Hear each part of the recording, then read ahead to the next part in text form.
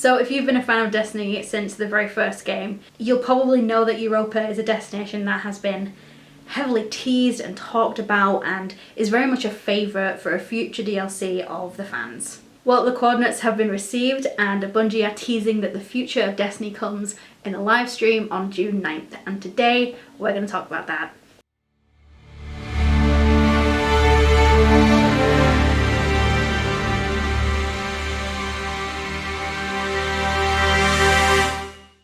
Hi guys, my name is Jade, otherwise known as ScarletRebel, and today I'm going to very briefly and perhaps prematurely talk about the teasers and the live stream that's going to be coming up for the next Destiny expansion.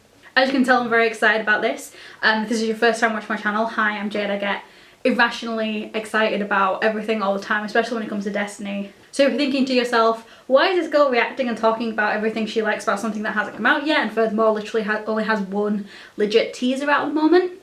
That's probably going to happen a lot around here. I'm someone who adores the story, the characters, the lore of this world, as well as obviously the game itself. So when things happen like teasers and live streams and things like that, my brain will just fire on all cylinders. There's a lot of, you know, peaks and teases of certain story threads being extended or tied up and characters doing things, and just there's lots to talk about. For at least there is for me, because my brain is very overactive and I like to theorise and I have lots of theories about what's going on. So we're going to do a short little video kind of recapping everything that's happened so far. Kind of talk about what I would like to see in the live stream. Obviously I'm not going to guess anything that's going to happen because I've been wrong before, but I want to talk, and it's been so long since I've spoken about Destiny stuff that's been relevant at the very least on this channel, so let's just dive right in. Potential spoiler warning, I guess. I am going to be talking about and referring to some leaks that have happened in the past, and with any leak about any game or anything, I always prescribe a heavy dose of a grain of salt, if that makes any sense, which it doesn't, but you know what I mean. I don't tend to take leaks too seriously, but you know, sometimes they're true, sometimes they're not, so I do like to factor them into whatever I'm thinking about, whatever I'm hoping for when it comes to like future content of games and stuff, especially when it comes to Destiny. So yes, slight spoiler warning. So what has me so hyped in the first place? What is happening? What is going on right now? So first of all, on Tuesday, I believe it was, or maybe it was Monday, it was on some day at the beginning of this week, there was a leaked teaser. I say leaked because it accidentally, I feel like, came out on Instagram. It was a teaser for the next sort of DLC. It was, I'll be playing it on the screen right now, but it was Eris Morn trudging through snow and climbing up hills, and there was like red veins in the planet as well. And it teased again the live stream that we now know is going to be happening on June 9th. As a very small side note, I just want to say that I feel like Bungie did participate in Blackout Tuesday, which I think was a fantastic idea, and I do appreciate them for very greatly. I feel like what might have happened with that leak was that they pulled back all their promotional material for the day, and that one just slipped through the gaps. Obviously I can't say exactly what happened. At the time I was theorising. At the time I was thinking to myself that maybe they did plan to like release that video across all socials, as they do with promotional stuff. And again, that was just the one that they forgot to pull back on. That was the one social media one that slipped through the cracks, which is a completely human mistake. They did take it down. As far as I'm aware, it took them a few hours to take it down, which isn't a massive thing. They probably just weren't aware of it, and it was out there in the world anyway, so, you know. But that line of thinking does get a little bit fuzzy when the next thing that came out was a very similar kind of character promotional image teaser video thing of the Drifter, you know, on his way to that planet. So maybe they decided to switch things up because everyone had seen the Eris teaser already. Who knows what happened. I do definitely feel like the Eris one being leaked was a mistake on someone's behalf, which Bungie have been, basically a large portion of the company have all been working from home over the Season of the Worthy, and I have opinions about that that are probably going to be addressed in a later video when we talk about the Season of the Worthy. So we had a Eris video leak, it was then taken down, and then yesterday we had a Drifter video come out, and that was legit. So the video is very simple, it's 15 seconds long. It is the Drifter in a ship, we can assume coming out of the derelict where he's like, you know, just docked the thing, going towards the same planet that we saw Eris on in the leaked trailer. He's wrapped up all warm, he's got a rebreather type thing on, he's looking like a damn snack. So that's basically the timeline of what's happened up until now. So first things first, Europa, it has to be, it can't not be Europa. Not after 5 or 6 years of this game being out and people hoping and wishing that a DLC would take place there. And for those of you who don't know, as far as I'm aware, the hype around Europa as a place centres from a piece of, what's the word I'm looking for? Image, it's oh my god, what's the word I'm looking for? When they like paint things to be like, hey, this is what the environment kind of should look like, but you know, it's just like, it's concept art, that's it. So the hype around Europa came from a piece of concept art way back in Destiny 1, and I think Europa was not leaked, but like it was spoken about in leaks way back in Destiny 1 for a really long time. I personally remember seeing Europa come up all the time when people were talking about, I'm an insider at Bungie, my dad works for Bungie, this is where the next DLC is going to be, blah blah blah blah blah blah. And people are really interested in it because the concept art looked like buildings. Oh my god, I just remembered as well. How did I just remember this? People are convinced that Europa is Enceladus. So you're about to watch me desperately try and remember everything I know about the Deepstone Crypt, Exos, and what Enceladus is or is rumoured to be. This was not something that I had planned on talking about. It's not something I had on my notes for this video. So it's going to be a lot of rambling. It's going to be a lot of me coming to conclusions and remembering things off the cuff. For that, I do apologise. This was never supposed to be a point-by-point sit-through kind of video where I collected all my resources. I'm literally just yelling about things I'm excited about.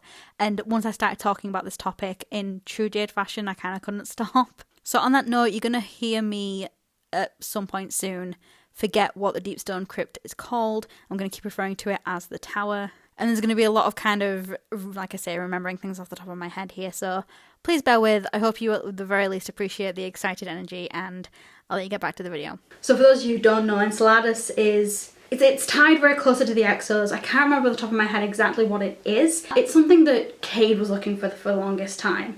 And if you have the Ace of Spades, if you played the quest line to get the Ace of Spades, you know that he left a message for Petra saying it's on Enceladus, or something to that effect. Or actually, I don't think it was a message to Petra, it might have been a message to Clovis Bray or something like that, because he has a message for them too. Oh, that was it, yeah. Enceladus is basically the, God, I'm totally blanking on my Exo lore. This is like kind of embarrassing. So there is a tower that I forget the name of that every Exo dreams about. It's something that's been in the lore since Destiny 1. That tower is Enceladus, or is on Enceladus, is kind of the theory threads that lore people have tied together.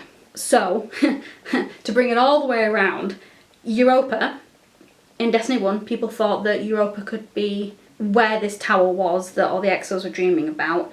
And now we have Europa in Destiny 2, right off the heels of Enceladus being spoken about by an NPC who supposedly found it or knew where it was. So that's kind of like a very small portion of the reason why people are excited about Europa being a destination. Then of course we can't go 5 minutes on this channel without talking about my absolute favourite character in this series, Drifter. So I'm going to talk about Drifter first because his video officially came out first and I feel like it's only fair. I am of course still going to talk about my girl Eris. I love her to death and I think her video was also really awesome. And on the note of having those two character videos, I do wonder if there is going to be a video for every character who is directly involved in this DLC. Is that the way they're going with it? Is it going to be like different characters coming to this planet for whatever reason they have to come to the planet?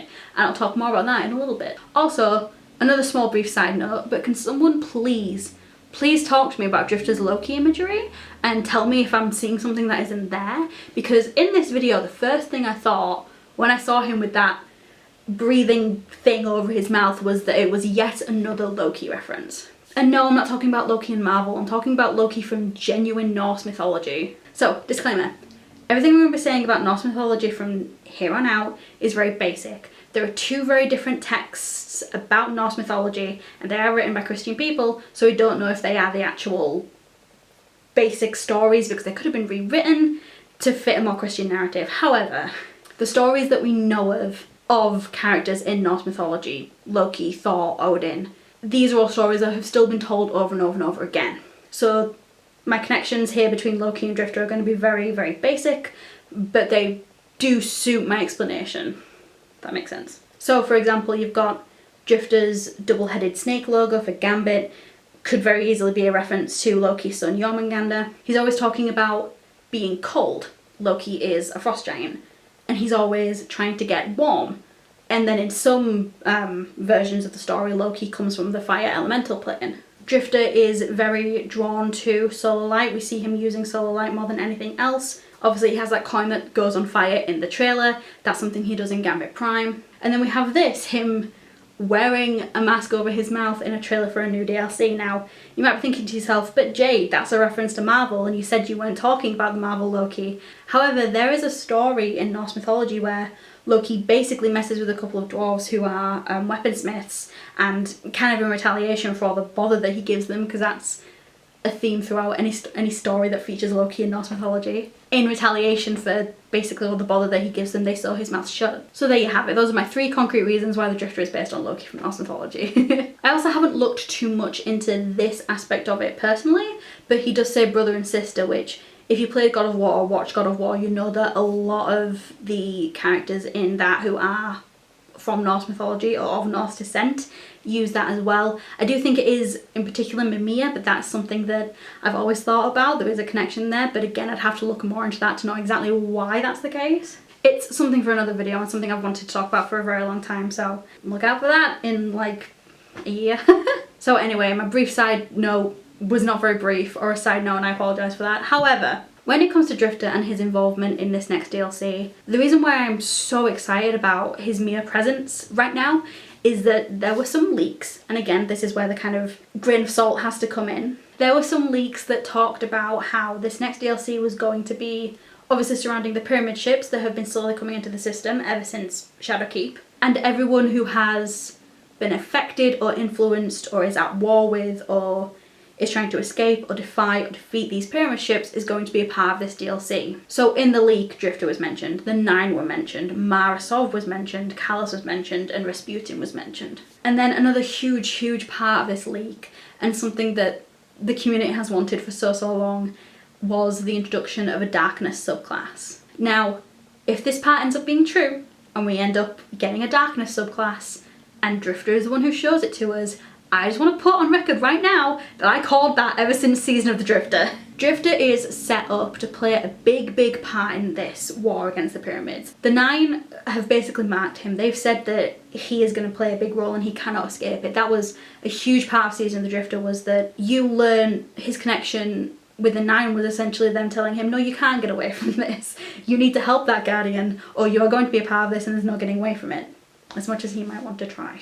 So the Drifter is basically set up as the character who's going to show us how to use the darkness. He uses the darkness, he summons the Taken, we know that. He's always talking about how the light's never going to be enough and, you know, etc, all this other stuff. He turned away from the light a long time ago. Not to mention that Europa's probably the ice planet that he was on when the light went out in Destiny 2 and, you know, is basically what changed his life, I would argue. So why would a guy who has been set up as a character who constantly runs and is always prepared for the apocalypse and who is always ready to get out when stuff goes south, why is he going back to the planet where he nearly died? And furthermore, potentially staying within the region of these pyramid ships that we know he's afraid of. We know he's afraid of them because we know he's had visions of them, and the Nine know that too. So I'm very interested to find out why he's going back to that planet, because it's the planet where he nearly died, where he nearly froze to death, and it's the planet where potentially the pyramid ships are going to be. Two of those things are not things that Drifter would want to go back to. At the very least, that's how he's been built up in the game.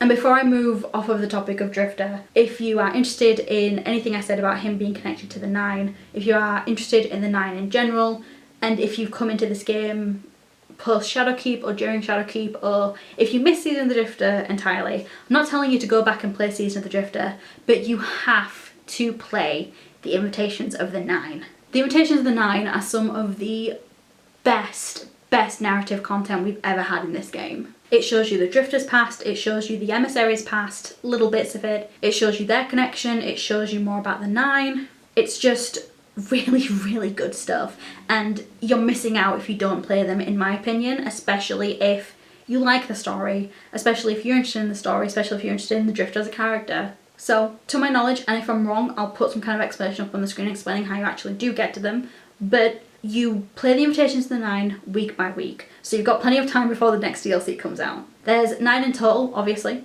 and you pick them up from Xur every Friday. It wouldn't surprise me if you would have to start the Season of the Drifter quest stuff. Like I say, I'll try and specify that somewhere around here. But you pick it up, it'll have the name of a tarot card for anyone who knows tarot. It's stuff like the Magician, the Tower, the World, etc, etc. You pick them up from Xur, wherever he is in the world, and then you do what the quest wants you to do. It'll be kill a certain amount of people, do a strike, do Crucible, something of that nature. And then you'll go to the Derelict, you'll go through the portal, you'll talk to the emissary, and you'll get a cool cutscene. They're really not that hard to do. And if you don't want to play through all of that week by week, there are compilations out there in the world. I will find a good one and I will stick it down in the description. I can't overstate how good these are and how much I think you should play them and how amazing I think they are and how much I hope they influence the narrative and the story of Destiny 2 in the future, because they really were just so good. Like, nothing in my mind has surpassed that, you know what I mean? So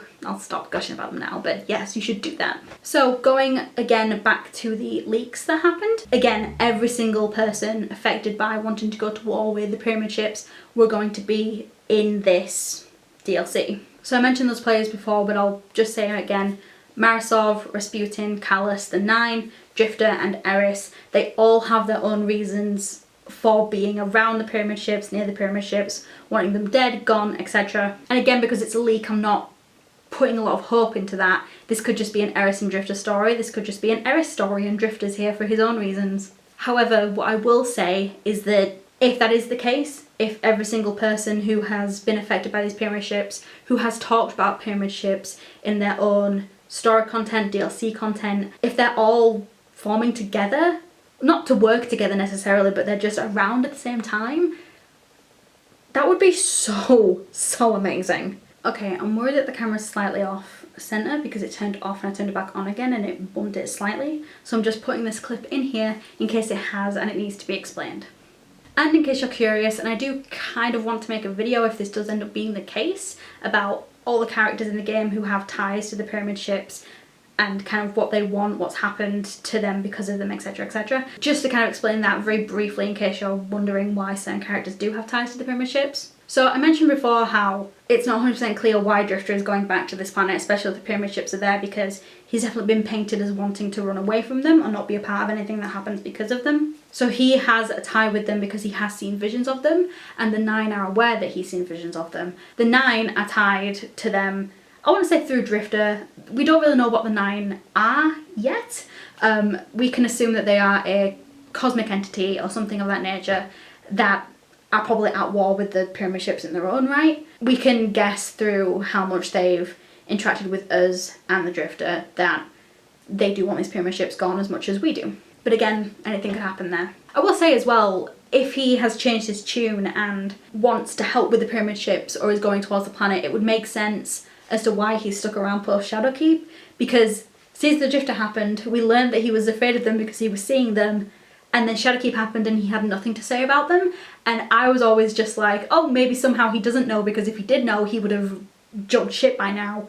But if he's changed his tune, that would explain why he's remained in the tower and why Gambit's remained in the tower. There is also the gaming development explanation of, well, they're not just going to get rid of a whole game mode for no reason. We know Eris wants to defeat them, or at the very least, that's the main implication for me right now. A lot of people want to guess that Eris is evil, that Eris wants to be the Taken Queen, or some shit like that, blah blah blah blah. I personally just think that with everything that Eris did in Shadowkeep, she spoke about her trauma very openly. She talked about her old fire team, she talked about defeating the pyramid ships, about defeating the nightmares, etc etc. I personally right now, and I might eat these words, I'm choosing to believe that she does want to defeat them. And then we have Mara goddamn Sov, who I hate talking about because I don't like her. I want to make one thing very clear, it's not that I don't like her character. No, okay. Okay. So Mara is a character who is written amazingly, and she's written in a way that makes me not like her. There's a whole video I could do about Mara Sov. I'm pretty certain I've cursed her name before on my channel, and I know I'm going to do so in the future, so just be wary of that if you're a Mara Sov stan. But she does also have a stake in the pyramids because she's egotistical. Because she doesn't care about anyone but herself. She wants to be the queen of everything even though she doesn't deserve it. Again, it's not explicitly stated, but we can guess based on the way she acts and the way she talks and how she says she's going to help us and then she just doesn't, that she wants to defeat the pyramid ships. We don't know for what reason. I would guess it's because she's selfish and she wants to be the queen of everything. She also does have beef with the Nine, so that is something that could be very, very interesting. And I'm just saying, you know, if Oren wanted to maybe scream at her about how everything that happened to her is literally her fault, that would be really cool and really satisfying. Callus, Emperor Callus of the Cabal. I know people have done videos about Callus in the Darkness, if he's going to help us, and I haven't watched any of them because honestly, personally, I'm not too interested in the Cabal. However, he has seen what he believes to be the pyramid ships, what he believes to be the darkness, the end of times, and he firmly believes that us and him, or at the very least him, are going to be like the last thing standing at the end of everything. So again, that would make sense as to why he's here, wanting to quote unquote help maybe, or I don't know, he would be around. It would make sense that he would be around because again, he has that connection. I feel like I've explained everyone else's stories and not explained Callus's. If you played Season of Opulence, you know that Emperor Callus is the, I want to say excommunicate or something like that. He was the Emperor of the Cabal, but there was a coup against him which was led by Gaul. If you played Destiny 2 Vanilla, you know who Gaul is. He was kicked out of the Cabal homeland so that the Cabal could basically become a military people, and he was just kind of floating around in space until he saw the darkness, or what he perceives to be the darkness. He calls it the Black Edge and he calls himself the Herald of the Black Edge. So that kind of tells you everything you need to know about Callus. He's very egotistical, very vain, very similar to Marisol. He just wants to be, or believes he will be, the one at the end of everything. And then we've learned in the season of The Worthy, which just passed, that Rasputin wants to prevent another collapse, basically. Rasputin's a hard character to nail down. That's something that him and Zavala had a conversation about in a cutscene, but I think that wanting to prevent a second collapse, especially considering Rasputin did lose someone, Felwinter. If you haven't played that quest yet, go play the Felwinter's Lie quest, it's really cool. He did lose someone in the collapse, even though he didn't really handle it very well when Felwinter came back as a guardian. Wanting to prevent that by attacking the pyramid ships head on, again, would make sense, and it would mean that Anna would probably come into the fray of people, or the brave people. I'll just leave. It means that Anna would probably be in the fray of everything as well, which would be, you know, yet another awesome character helping out. And then the last couple of things that I wanted to talk about that I wrote down at the very least over on my laptop over there was Eris and the idea of her and Drifter working together. So Eris, I love her to death. I loved her in Shadowkeep.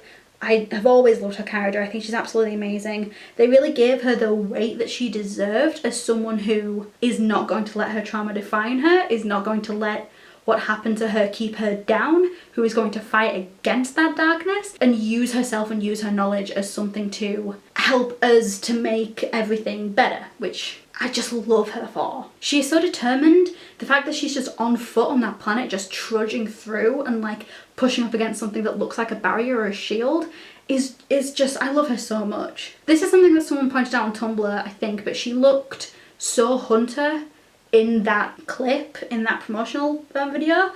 She is a Hunter. A lot of people think she's a Titan. She is a Hunter. So the fact that she looks like a Hunter in that video makes me think that, oh god, Bungie, please give her a redesign. Make her look more like a Hunter. Please, that would be so cool. And then I have a little spinfoil theory, and I mean, this is probably something that a lot of people have thought about at least a little bit, is that Eris and the Drifter could potentially be working together. I would imagine if they were, it would be begrudgingly. I have never heard either of them talk about each other. Maybe they have and I've just missed it. I might have to look that up just to see, and if there is anything where they've spoken about each other, I'll put it in here. But if not, it would make sense as to why they were working together, albeit begrudgingly, because they both have a massive amount of information on the Taken. They both know how to fight against them, Drifter knows how to wield them essentially. And the Taken are obviously linked to the darkness. I don't think it's going to be that the Taken are on Europa. The Taken might be an enemy force on Europa, but I don't think they're going to be the main foes that we are opposing. Again, there has been whispers of a brand new enemy race, not like Taken, not the Fallen Splicers. But if these beings are darkness based, the Taken are darkness based. So it would make sense that Eris and Drifter of all people are on this planet, whether they've been sent by someone, which I doubt they would because Drifter doesn't answer to the Vanguard. That would be the last thing he'd do.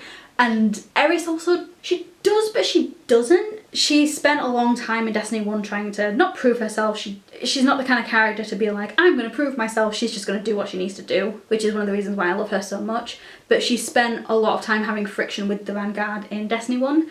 to the point where in Shadowkeep there was a moment where Ikora said to her, "The Vanguard are behind you," and to my knowledge no one on the Vanguard has ever said that to her before. So Eris is just out here doing what she's gonna do. It would seem that Drifter is doing the same thing as well, so we'll see if they are just acting by themselves or if they're working together.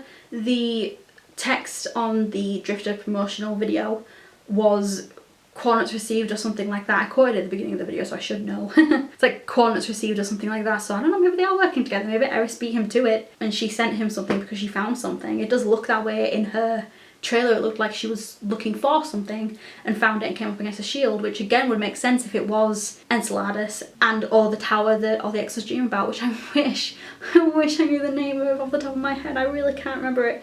I keep on saying the Dark Tower, but that's the Stephen King books. So yes, those are my scattered, little bit out of order, very excited, very rambling, very yelly thoughts on what could be happening in Destiny ahead of the reveal stream. I'm not sure yet what I'm going to be doing for the reveal stream. I don't think Bungie allow people to like react to things over the top of a stream. I'll have to double check that because I know they let people do it on E3, but I'm not sure if Bungie, the company, let you do it if you're doing a reveal stream. I would love to stream and, you know, react over the top of it. I might just turn my webcam on my laptop and react to it, or turn my camera on and react to it and just spice everything together. I might do a live stream on YouTube at the same time. Would anyone be interested in that? I would love to do that. If you'd be interested in that, just pop that down in the comments down below. I'd love to hear your thoughts. I do know at the very, very least, if nothing else, I will definitely be making a video afterwards talking about all my thoughts on the reveal stream, all my thoughts on the upcoming DLC. No season has been announced, so there hasn't been like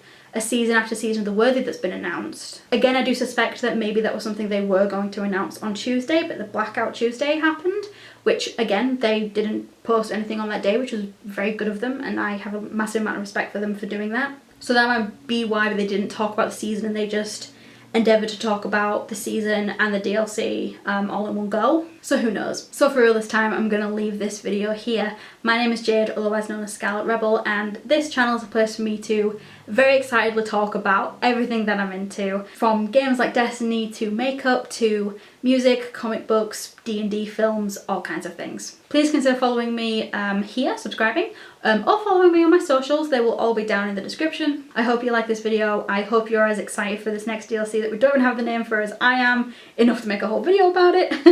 And I hope I will see you all at the reveal stream. I hope you all have a wonderful, safe, amazing, and great day. See you later.